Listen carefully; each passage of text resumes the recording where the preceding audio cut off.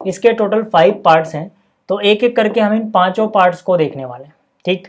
लेकिन उससे पहले क्वेश्चन पढ़ लेते हैं। क्वेश्चन क्या है, देखो क्वेश्चन में बोला गया है form the pair of linear equations in the following problems and find their solutions if they exist by elimination method. मतलब जो भी हमें आप 5 पार्ट्स में प्रॉब्लम दी गई हैं उनमें हमें पहले pair of linear equation form करनी है और फिर अगर उनके सॉल्यूशन एग्जिस्ट करते हैं तो एलिमिनेशन मेथड से उनको फाइंड आउट करना है। एलिमिनेशन मेथड मैं आपको पिछली वीडियो में सिखा चुका हूँ, अगर आपने वो वीडियो नहीं भी देखी है तो भी कोई दिक्कत नहीं है, ठीक है। यहाँ पर मैं आपको बताऊंगा तब भी समझ में आ जाएगा। चलिए शुरुआत करते हैं पार्ट 1 से। देखो ये जो पार्ट 1 है, ठीक है, इसमें क्या बोला गया है पहले इसको समझ लेते हैं। ये फ्रैक्शन के ऊपर क्वेश्चन है, फ्रैक्शन वाले क्वेश्चन इजीली समझ में आ जाते हैं, कोई दिक्कत वाली बात नहीं है। यहाँ पे बोला गया if we add 1 to the numerator and subtract 1 from the denominator a fraction reduces to 1। मतलब कि कोई फ्रैक्शन है, उसके न्यूमरेटर में अगर आप 1 ऐड कर दो, डिनोमिनेटर में से 1 सब्ट्रैक्ट कर दो तो फ्रैक्शन बराबर हो जाती है 1 की। इसके बाद बोला it becomes 1/2 if only add 1 to the denominator. लेकिन अगर हम सिर्फ डिनोमिनेटर में 1 ऐड करेंगे तो यही फ्रैक्शन 1/2 हो जाएगी। हमें बताना है फ्रैक्शन जो है वो कितने के बराबर है, क्या है फ्रैक्शन। तो देखो इसके लिए आपको सिर्फ पहले एक ही बात पता होनी चाहिए, वो ये है कि जो फ्रैक्शन होती है वो किस तरह से लिखी जाती है। जो फ्रैक्शन होती है वो कुछ इस तरह से लिखी जाती है कि ऊपर जो होता है उसे हम बोलते हैं न्यूमरेटर, ठीक है ना। जो भी ऊपर होगा उसे क्या बोलेंगे, न्यूमरेटर, और नीचे जो होता है वो होता है डिनोमिनेटर, है ना। तो हम क्या करेंगे, क्योंकि ये फ्रैक्शन के ऊपर क्वेश्चन है तो सबसे पहले हम न्यूमरेटर और डिनोमिनेटर एज्यूम कर लेंगे। तो मैंने लिखा यहाँ पर let numerator is equal to x and, ठीक है, एंड जो ये डिनोमिनेटर है ये मैंने मान लिया कि ये है y, ठीक। सबसे पहले फ्रैक्शन वाले क्वेश्चन में आप क्या करते हो, न्यूमरेटर और डिनोमिनेटर एज्यूम कर लेते हो कि चलो न्यूमरेटर हमने x मान लिया, डिनोमिनेटर हमने y मान लिया। अब अगर इतना है तो फ्रैक्शन आपको पता है एक्स वाई की फॉर्म में फ्रैक्शन क्या हो जाएगी, न्यूमरेटर ऊपर आएगा और डिनोमिनेटर नीचे, यानी एक्स बाय वाई फ्रैक्शन हो जाएगी।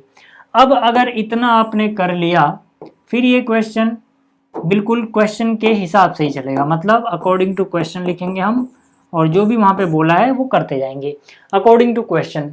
क्वेश्चन में क्या बोला गया था कि जो भी अपनी फ्रैक्शन है 1 ऐड कर दो न्यूमरेटर में। देखो फ्रैक्शन क्या है, x divide by y, x divide by y में जो x है क्या है, न्यूमरेटर है।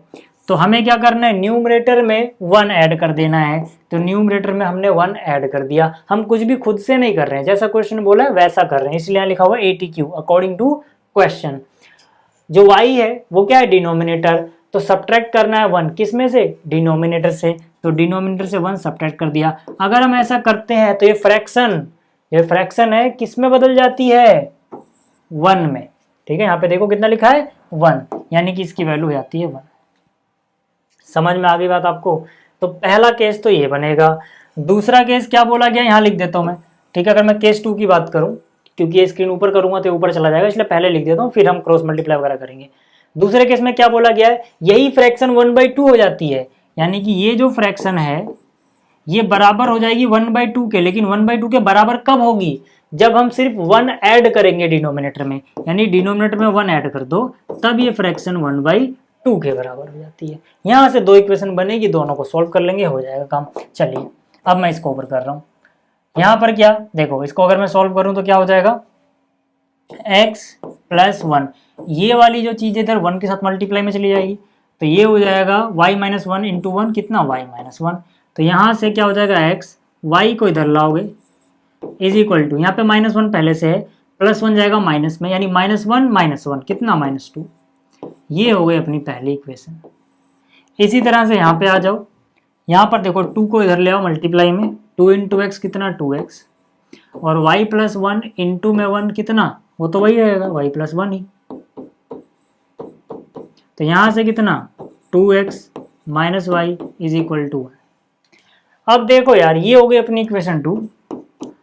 एलिमिनेशन मेथड से सॉल्व करना है। एलिमिनेशन मेथड में मैंने क्या बताया था आपको कि भैया आपके पास x है और y है, पहले तो आप ये डिसाइड करो कि आप किसको एलिमिनेट करना चाहते हो, और जिसको आप एलिमिनेट करना चाहते हो उनके कोफिशिएंट एक जैसे बना दो। निशान अलग अलग हो सकते हैं, कोई दिक्कत नहीं, एक जैसे भी हो सकते हैं। तो यहाँ पर देखो यार, y का कोफिशिएंट 1 है ऑलरेडी, यहाँ पे भी y का कोफिशिएंट 1 मतलब -1। तो यहाँ पर देखो यार, y का कोफिशिएंट ऑलरेडी -1 है, यहाँ पर भी y का कोफिशिएंट ऑलरेडी -1 है। तो यहाँ तो मेहनत ही नहीं करनी हमें, यहाँ तो पहले से ही एक जैसे हैं। तो निशान देखो, निशान भी एक जैसे, निशान एक जैसे होते तो हम सब्ट्रैक्ट करते हैं ताकि वो निशान बदल के कट जाए। मेरे कहने का मतलब है इक्वेशन 2 में से 1 माइनस कर दो या 1 में से 2, एक ही बात है, दोनों से हो जाएगा सवाल। ठीक, तो मैंने 2 - 1 किया मान लो, तो मैं 2 को ऊपर लिखूंगा। ठीक है ना, पिछली वीडियो अगर आपने देखी होगी तब आपको एलिमिनेशन मेथड और ज़्यादा अच्छे समझ में आएगा। ये मैंने लिखा, और यहाँ पर क्या है, x - y = -2। मैंने क्या किया, मैंने देखा y को मुझे एलिमिनेट करना था, निशान एक जैसे हैं तो ये कटेंगे ही नहीं, इसीलिए सब्ट्रैक्ट किया। यहाँ पे ये सब्ट्रैक्ट करने से क्या होगा, निशान बदल जाएंगे। जो ये -2 था ये प्लस का हो गया, माइनस वाला प्लस में आ गया, और ये प्लस वाला माइनस में आ गया। अब देखो जरा, निशान बदलने से क्या होगा, -y से +y कैंसिल आउट हो जाएगा। अगर इनके कोफिशिएंट एक जैसे नहीं होते तो हमें पहले एक जैसे बनाने पड़ते, बट इस क्वेश्चन में हमारी किस्मत अच्छी है कि वो मेहनत नहीं करनी पड़ी। ठीक है, तो 2x - x कितने x, 1x बचेगा। ठीक है, अगले सवाल में हो सकता है ना हो ऐसा, तो हमें करना पड़े। ठीक है, एक और ये प्लस का 2 बन चुका है, 2 और 1 3। x की वैल्यू सीधा सीधा कितनी मिल गई, x की वैल्यू तो सीधा सीधा 3 मिल गई। y की वैल्यू निकालनी है, चाहे आप इक्वेशन 1 चाहे इक्वेशन 2 में y की वैल्यू पुट कर दो। तो मैंने लिखा सीधा यहाँ पर पुट x = 3, किसी में भी, चाहे 1 में चाहे 2 में, इन 1। तो 1 को उतार लेता हूँ मैं पहले, x, ठीक है, 1 कितना है, x - y = -2, यही तो है 1। इसमें x का 3 पुट कर दो, 3 - y = -2। तो यहाँ से इसको सॉल्व करोगे अगर आप, तो -y = 3 जाएगा उधर माइनस में क्योंकि यहाँ प्लस है। ठीक है, तो -2 - 3 -5, माइनस से माइनस कैंसिल कर दो, y = कितना, 5। हमसे पूछा गया था फ्रैक्शन बता दो, तो बता देते हैं भाई। जो फ्रैक्शन थी अपनी शुरुआत में वो कितनी थी, x/y। x की वैल्यू कितनी आई, x की वैल्यू आई 3, y की वैल्यू कितनी आई, y की वैल्यू आई 5, यानी फ्रैक्शन कितनी, 3/5, खत्म।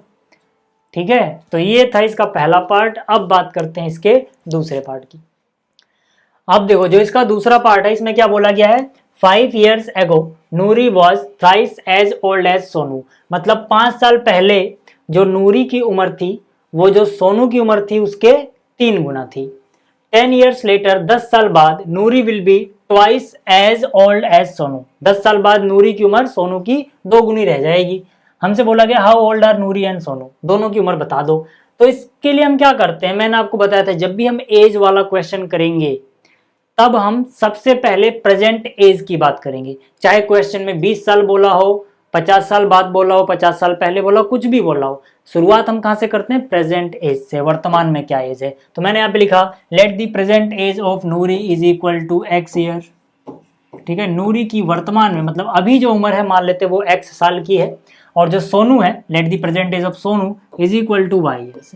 याद रखना ये x और y जो है ये इनकी प्रेजेंट एज है, वर्तमान में जो इनकी उम्र है वो है। ठीक है, अब हम सीधा सीधा यहाँ पे आएंगे कि कहानी में क्या बोला गया। कहानी बोला गया 5 साल पहले, तो हम भी लिख देंगे 5 years ago। 5 साल पहले अकॉर्डिंग टू क्वेश्चन। ठीक है, 5 साल पहले क्वेश्चन के हिसाब से क्या था, देखो 5 साल पहले जो नूरी की एज रही होगी वो सोनू की एज का 3 गुना रही होगी। तो अब देखो यार, अभी नूरी की एज बताओ कितनी है, x। ठीक, अभी सोनू की एज बताओ कितनी है, y। कहां पे जा रहे हैं हम, 5 साल पहले। तो जो अभी x साल का है 5 साल पहले मतलब अभी से तो 5 कम रही होगी उसकी उम्र। जैसे आप मान लो अभी, जैसे मैंने पिछली वीडियो में एग्जांपल दिया था, आप मान लो अभी 15 ईयर्स के हो, तो 5 साल पहले की उम्र कोई पूछेगा तो 15 - 5 ही तो करोगे, पहले बताना ना। आगे का पूछता तो जोड़ते, पीछे का पूछ रहा है तो माइनस करेंगे। तो 5 साल पहले की बात हो रही है तो ये इसकी उम्र x से 5 कम रही होगी क्योंकि ये अभी 5 का है या 5 की है, और ये सोनू अभी y का है। तो 5 साल पहले तो y - 5 कर रहा होगा। तो देखो x माइनस 5 ईयर किसकी एज है? नूरी की। कौन सी एज है? 5 साल पहले वाली। इसी तरह से y माइनस 5 किसकी एज है? सोनू की। कौन सी एज है? 5 साल पहले वाली। तो जो नूरी की एज है 5 साल पहले वाली, ये सोनू की एज का 3 गुने के बराबर थी। यही तो क्वेश्चन में बोला गया है कि भैया जो नूरी की एज है वो 3 गुना थी सोनू के। कब? 5 साल पहले। तो 5 साल पहले 3 गुना के बराबर थी। हो गया। इसको सॉल्व कर लो। तो यहां से x minus 5 is equal to 3y, यहां पर 3 5 जा 15, y और x एक तरफ लाओ, यहां पे आएगा y माइनस में, उधर कितना माइनस 15 है प्लस 5 कितना माइनस का 10 है ना। देखो माइनस 15 पहले से था, ये माइनस 5 प्लस में जाता, तो यहां से कितना आएगा, क्योंकि अलग अलग निशान तो घटाएंगे, 15 में से 5 गया 10, निशान माइनस का जिसमें से घटा है। ये हो गई अपनी इक्वेशन 1। इतना समझ में आ गया। अब कहानी में एक और ट्विस्ट है। 10 साल बाद, 10 साल बाद नूरी की एज सिर्फ 2 गुनी रह जाएगी सोनू से। तो अब हम क्या लिखेंगे यहाँ पे? अब कहानी में 10 साल आगे चल जाएंगे, हम लिखेंगे 10 years later। 10 साल बाद। देखो फिर से शुरुआत हमेशा प्रेजेंट से करोगे। नूरी की प्रेजेंट एज x ईयर है, सोनू की प्रेजेंट एज y ईयर्स है। कब की बात कर रहे हैं? 10 साल बाद। 10 साल बाद मतलब जोड़ेंगे, सब्ट्रैक्ट मत कर देना। 10 साल बाद नूरी की एज सोनू की एज का सिर्फ ट्वाइस यानी कि 2 गुने के बराबर रह जाएगी, 2 गुने के बराबर। ठीक है, तो यहां से कितना x plus 10 is equal to कितना 2y प्लस में 2 10 जा 20 है ना। आसान क्वेश्चन होते हैं यार, आराम से करो, स्टेप बाय स्टेप, कोई दिक्कत नहीं आएगी। तो यहां से कितना हो गया? देखो ये हो गया x, 2y को इधर ले आओ, 20 में से 10 माइनस में चला जाएगा, यानी कि 20 माइनस 10 10 बचेगा। इस बार भी हमारी किस्मत अच्छी है। क्यों? क्योंकि यार देखो x का कोफिशिएंट 1, x का कोफिशिएंट 1, दोनों इक्वेशन को माइनस कर दो सीधा सीधा, x में से एक खत्म हो जाएगा, एलिमिनेट हो गया। एलिमिनेशन ही तो करना है। तो हम क्या लिखेंगे? हम लिखेंगे कि चलो भाई क्या नाम है इसका, इक्वेशन 1 और इक्वेशन 2 किसी में से भी किसी को माइनस कर दो, चाहे 1 में से 2 चाहे 2 में से 1। तो 2 में से 1 माइनस कर रहा हूँ, इक्वेशन 2 माइनस इक्वेशन 1।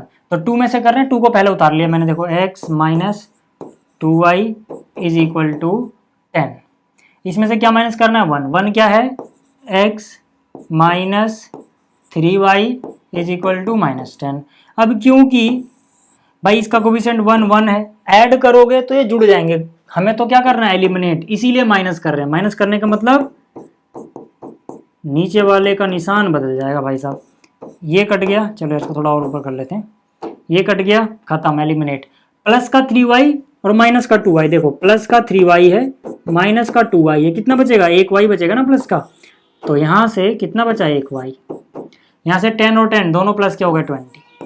y की वैल्यू सीधा सीधा 20 आ गई। y की वैल्यू 20 आई तो x की वैल्यू निकालने में कहाँ दिक्कत आएगी यार?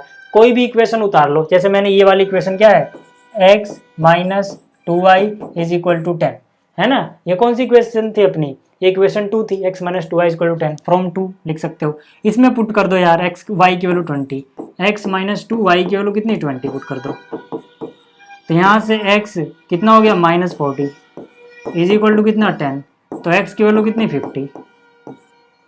मतलब प्रेजेंट में x किसकी एज थी? नूरी की। नूरी 50 ईयर्स की है और सोनू 20 साल का है। यहाँ पे लिख सकते हो, ठीक है, यहाँ पे लिख लेना present age of Noori. x थी वो कितनी है? 50 ईयर्स की है। ठीक है, इसी तरह से present age of Sonu, Sonu की प्रेजेंट एज y ईयर्स थी, y कितना आया? 20, यानी कि ये 20 ईयर्स की का है। ठीक है, तो ये भी हो गया यार। ठीक है, एज वाले क्वेश्चन भी इजी होते हैं, कोई दिक्कत वाली बात नहीं है। ध्यान रखना है कि शुरुआत आपको जब करनी है तो प्रेजेंट एज से ही करनी है। ठीक है, तो ये हो गया। अब देखते हैं अगला क्वेश्चन क्या है। अब देखो जो अगला हिस्सा है ये 2 डिजिट के नंबर के ऊपर है, तो इसको जरा ध्यान से समझना, हो सकता है ये क्वेश्चन आपके लिए नया हो भी। तो यहाँ पर क्या है बोला गया है? यहाँ बोला गया the sum of the digits of a 2 digit number is 9, also 9 times this number is twice the number obtained by reversing the order of the digits, find the number. मतलब इस क्वेश्चन में ये बोला गया कि अपने पास कोई 2 डिजिट का नंबर है, इसकी दोनों डिजिट्स का जो सम आता है वो आता है 9, और जो इसकी दोनों डिजिट्स हैं अगर हम इनका ऑर्डर रिवर्स कर दें, मतलब जो यूनिट प्लेस पे है उसको टेंस पे लिख दें, जो टेंस प्लेस पे है उसको यूनिट प्लेस पे लिख दें, तो एक नया नंबर बनेगा। तो जो पुराना वाला नंबर था रिवर्स करने से पहले उसका 9 टाइम्स जो नया वाला नंबर आया रिवर्स करने के बाद उसके ट्वाइस के बराबर है। हमें बताना है कि वो नंबर क्या है, ओरिजिनल नंबर रिवर्स करने से पहले वाला।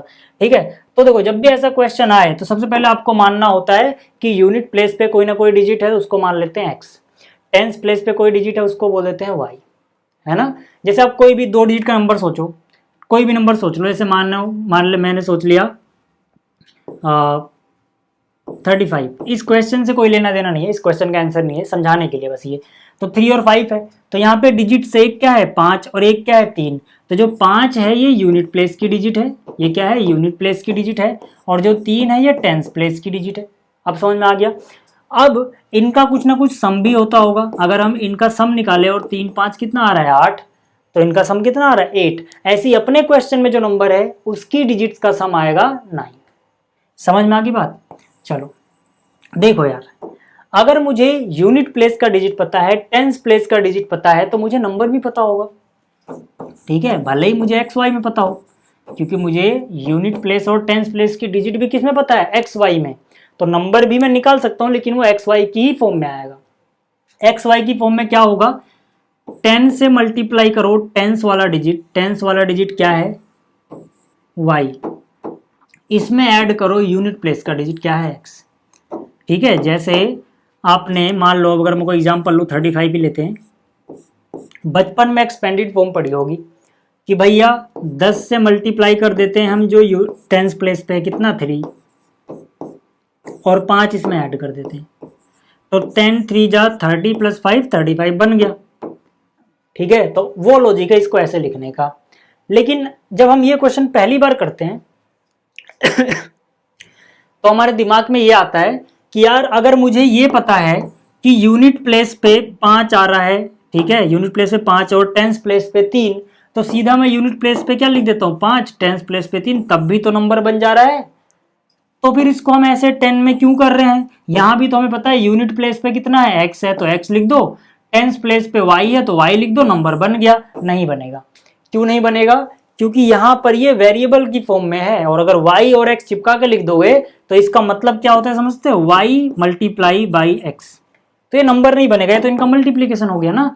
इसीलिए यहाँ पे हमारी मजबूरी है कि हमको ऐसे ही लिखना पड़ेगा।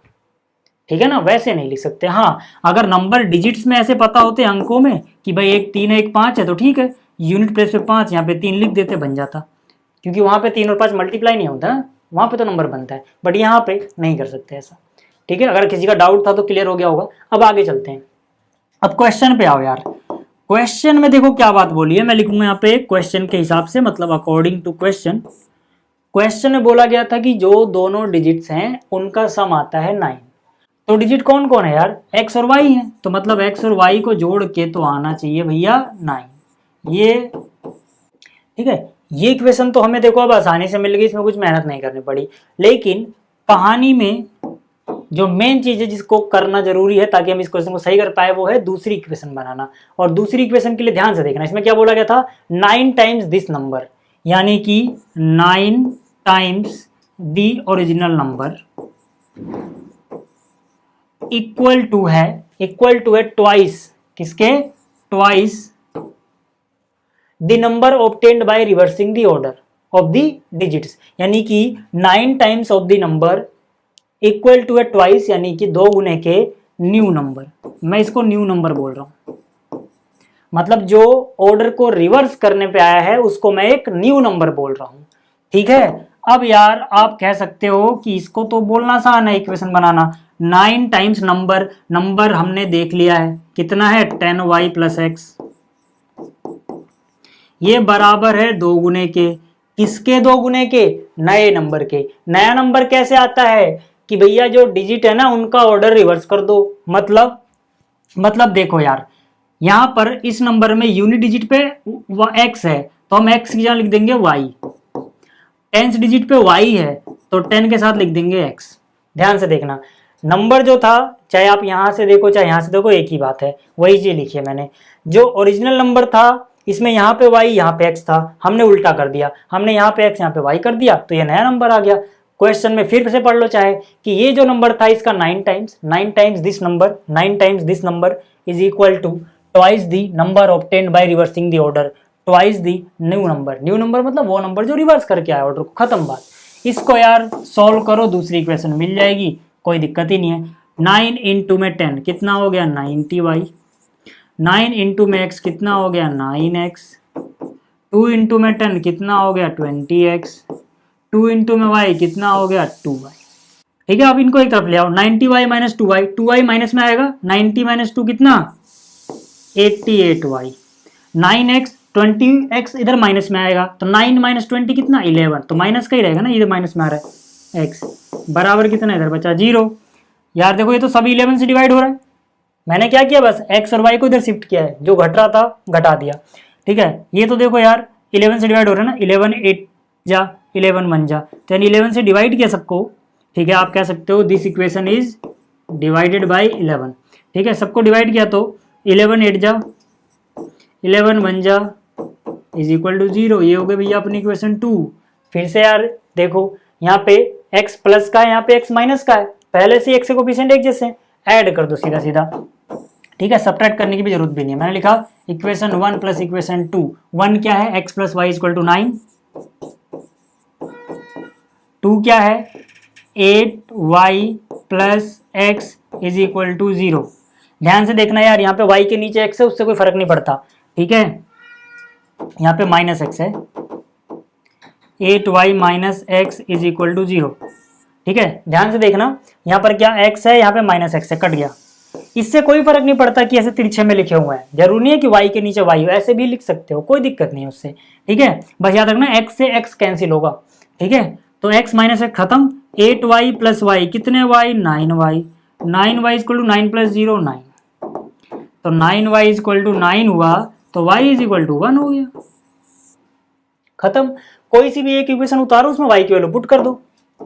जैसे मान लो मैंने पहली इक्वेशन उतार ली, पहली इक्वेशन क्या है x plus y equal to 9, दोनों डिजिट का सम 9 था ना, इसमें y की वैल्यू 1 पुट कर दो यार, x की वैल्यू कितनी 8 अगर ये 8 है, अब तो हमें नंबर पता है ना, अब हमें नंबर पता था ओरिजिनल नंबर क्या था 10y प्लस एक्स, चाहे तो आप ऐसे लिखो 10y की वैल्यू कितनी 1 प्लस में x कितना 8, तो 10 1 10 और 8 18। नहीं तो यहाँ तो आप डायरेक्ट भी लिख सकते हो, क्योंकि अब तो डिजिट पता है ना सीधा नंबर में, तो भाई यूनिट प्लेस पे कौन है x यानी 8, टेंस प्लेस पे कौन 1। ठीक है, अब तो आप लिख सकते हो ऐसे, तो नंबर था 18 जो ओरिजिनल था। ठीक है, ये आपको समझ में आ गया होगा। अब देखते हैं इसका अगला हिस्सा क्या है।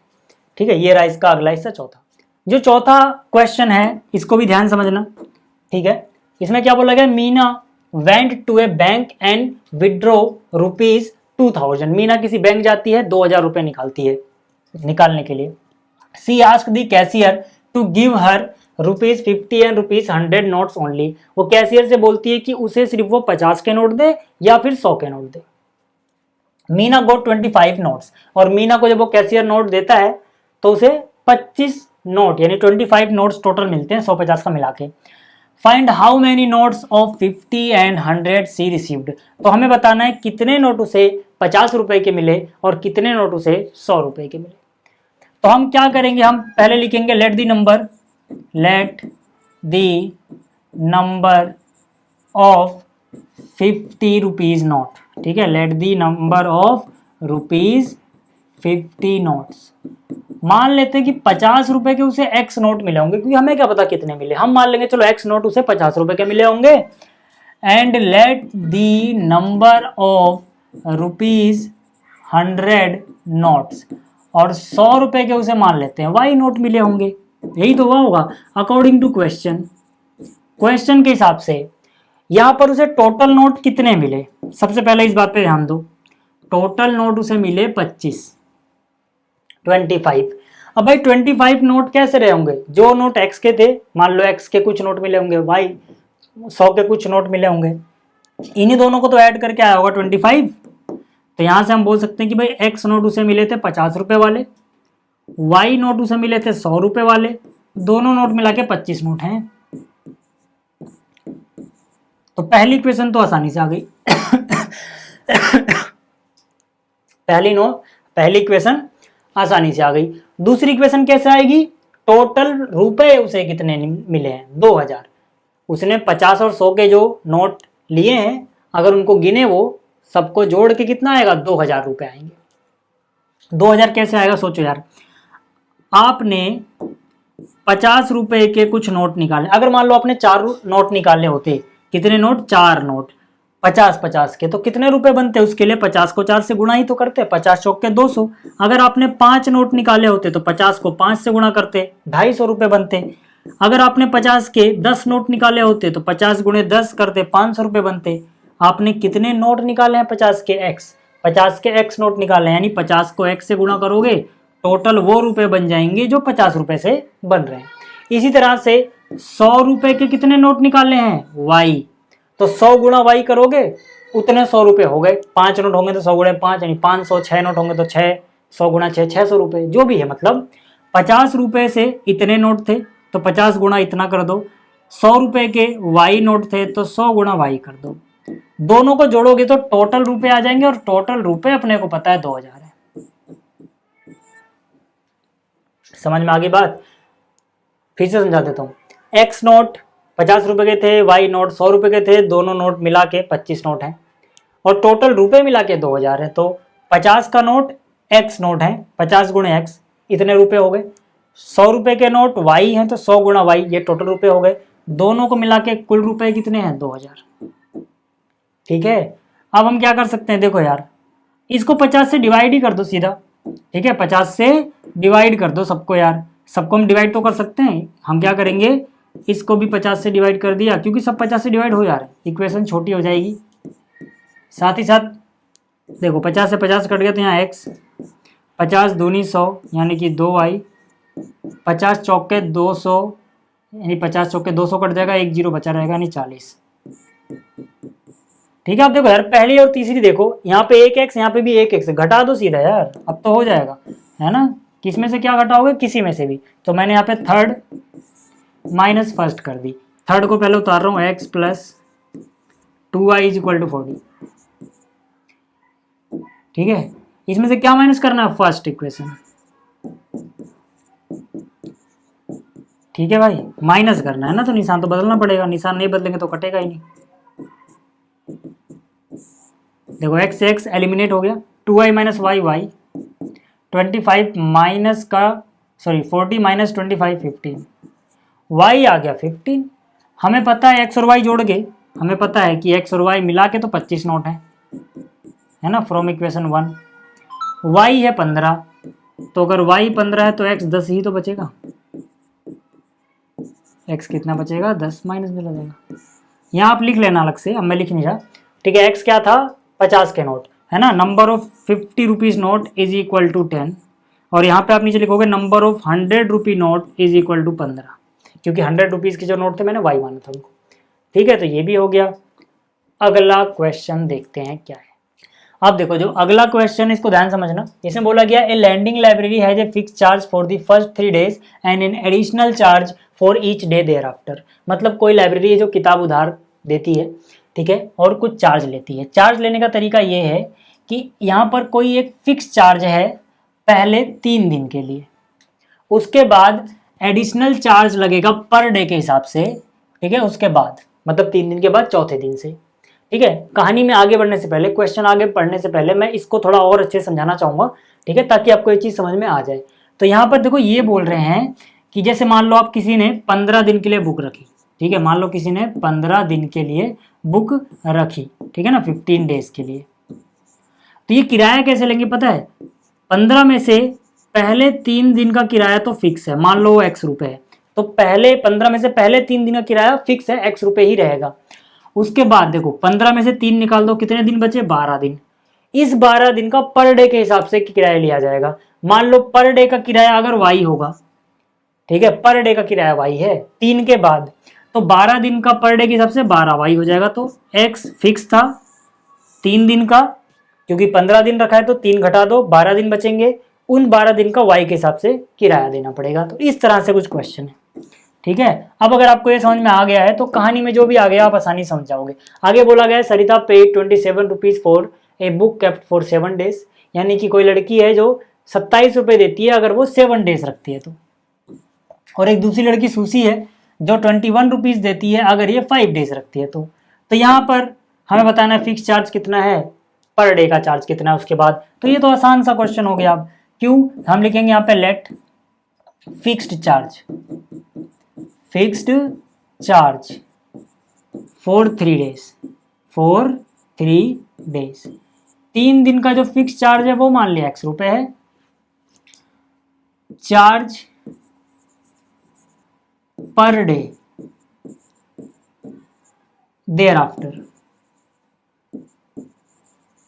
मतलब उसके बाद यानी तीसरे दिन के बाद चौथे दिन से जो चार्ज पर डे लगता है वो मान लिया y रुपीस है, अकॉर्डिंग टू क्वेश्चन। ठीक है, क्वेश्चन में क्या बोला गया कि जो सरिता है उसने 27 रुपए दिए हैं, कब, जब वो 7 डेज के लिए बुक रखती है। तो मैं लिखूंगा फॉर 7 डेज यानी 7 दिन के लिए। देखो 7 दिन का किराया कैसे लगा होगा, पहले 3 दिन का किराया फिक्स है और 4 दिन का किराया कितना देना पड़ा होगा हिसाब से कि हर दिन का y फॉर 7 डेज। ठीक है, हेडिंग डाल सकते हो फॉर 7 डेज, 7 दिनों के लिए। 7 दिन में से पहले 3 दिन का किराया, 7 दिन में से पहले 3 दिन का किराया x रुपए ही है, या 3x मत लिखना, 3 दिन का किराया x रुपए है। ठीक है, एक दिन का x नहीं है कि आप 3x लिखोगे, 3 दिन का ही x रुपए है। ठीक है, 3 दिन का फिक्स है प्लस, अच्छा 7 में से 3 दिन का किराया तो यहाँ पे निपट गया, 7 में से और कितने दिन बचे, 4 दिन, तो 4 दिन का हर एक दिन का y है। ये जो y है ये पर डे के हिसाब से हर एक दिन का y है, तो एक दिन का y, तो 7 में से 3 गया 4 बचा, 4 दिन का 4y, फिर से समझ लो। अब किराया आता है 27 रुपीज। ठीक है, तो ये हो गई अपनी इक्वेशन 1।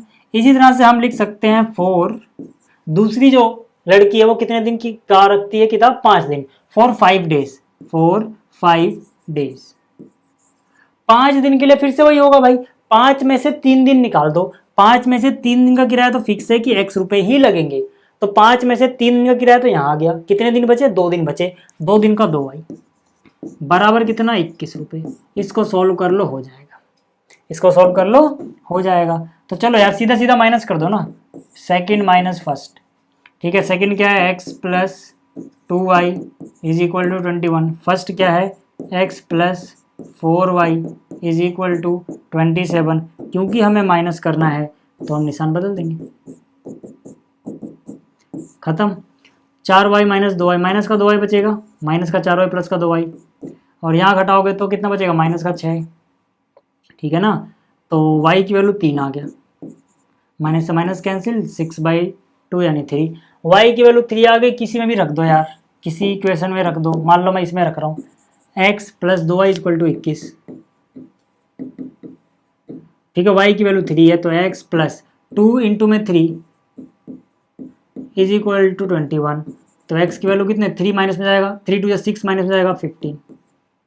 ठीक है, यहाँ पे आप लिख लेना फिक्स चार्ज जो है वो 15 रुपये है, और पर डे जो चार्ज है यानी y वो 3 रुपये है।